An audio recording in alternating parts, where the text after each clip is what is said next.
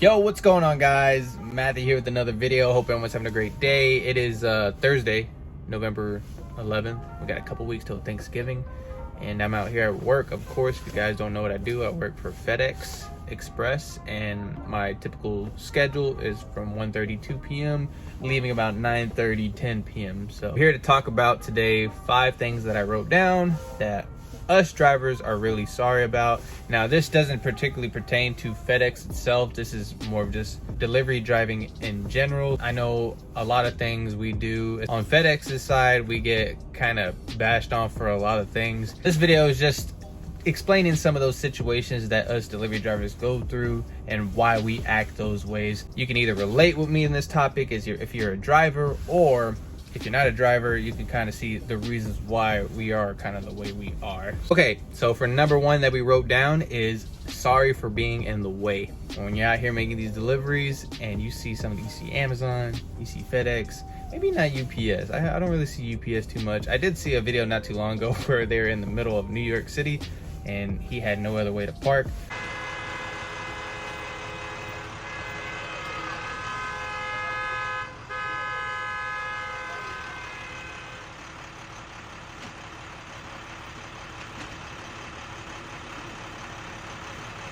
We do apologize for that. Most times we are in and out.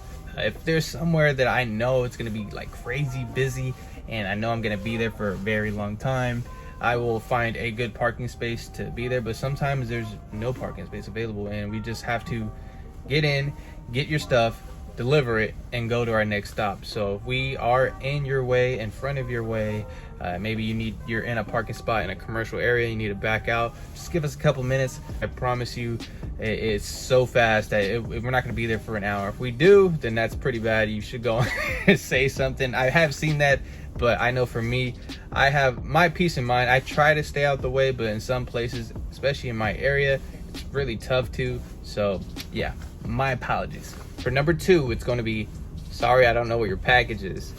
Now, in most cases, I'll bring in an example. When I worked at Amazon, the way our package system it worked is that you had to abide by what it gave you.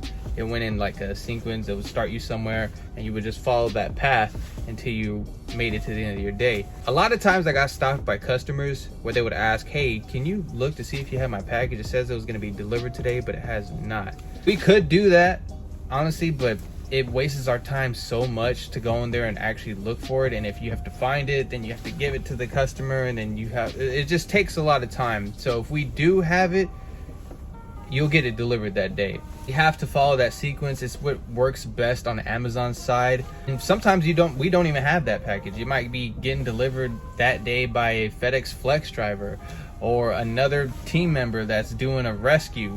There's so many possibilities that how it could end up.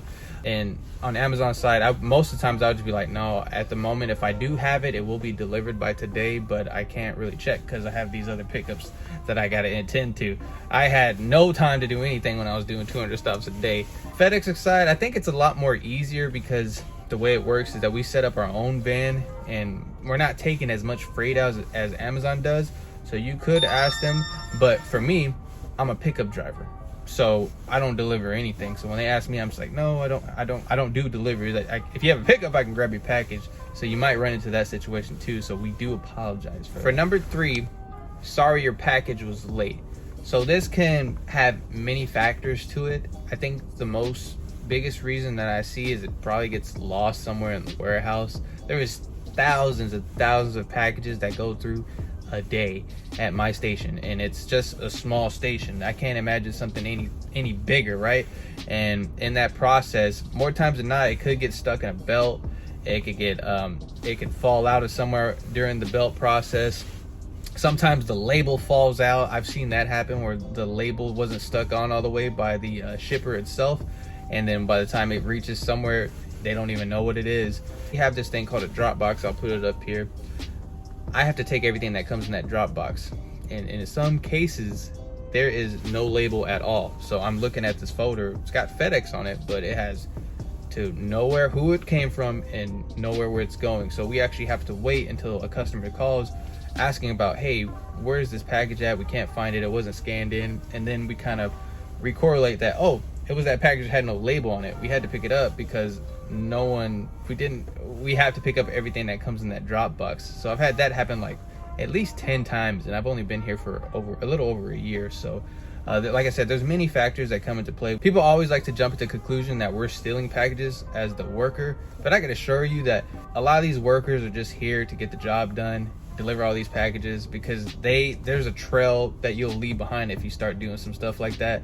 And I think taking one package is not worth losing your job over. So I kind of wanted to squash that, because a lot of people like to jump into that conclusion, but more times than not, we're just out here trying to get these packages, get them delivered, or pick them up and go home. Number 4, sorry your package was damaged. Now this is probably a big one that a lot of people talk about, is when it finally reaches that customer's home, package looks like shit. I mean, it's absolutely demolished, squished, and sometimes, and sadly, it could be actually damaged. So it kind of goes back previously to the last one.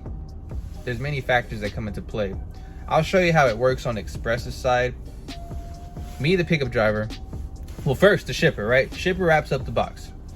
Box goes to me. I pick it up, right? I put it in the van. From the van, it goes to the warehouse. Package handler grabs the box, puts it on the belt, and that process either goes in a can or in a truck. From there, then it gets driven to a warehouse. From the warehouse, it goes on a plane. From the plane, and then just like after that, I have no clue. So there is many places this box is going to go to before it reaches your home, and in that process, that's why it looks the way it looks. I know it's bad to say, right? And we do apologize for it. I try the best I can when it comes to these packages to make them look right and pick them up. But when people come here and tell me like, hey, make sure you take care of this box, I'm like, I'll take care of it, but I can't always count on the next person. So as a courier, I really do apologize for that one, because I can understand how people get really frustrated when they order something, they get it and it's damaged. So for number 5, it's going to be sorry for always being in a rush. Now, most people know why we tend to be rushing as couriers, right? A lot of deliveries, only so much time to make them out. We're not trying to be out here until midnight, correct? But there also are other ways of people see us in a rush. Maybe the way we drive. There's a lot of drivers I've seen out here that are crazy. Number 2, why we don't wait for a pickup. I think I've explained that in a lot of videos. If you don't know, you can look in some of my other videos of why a customer got upset at me. And then 3rd reason, example, Amazon, a lot of freight, and you're really supposed to get all these stops done 2 to 3 minutes in between. So you're just always on the go, and it makes a big difference when you save yourself a minute between 200 stops. Those are all 5 of mine. If you have one that you want to throw in here that you're sorry about, you can go ahead and leave it in here. Example, Amazon pissing in bottles. Hope you guys did enjoy the video. If you did, make sure you give it a thumbs up and consider subscribing. I did just pass 1,500 subscribers.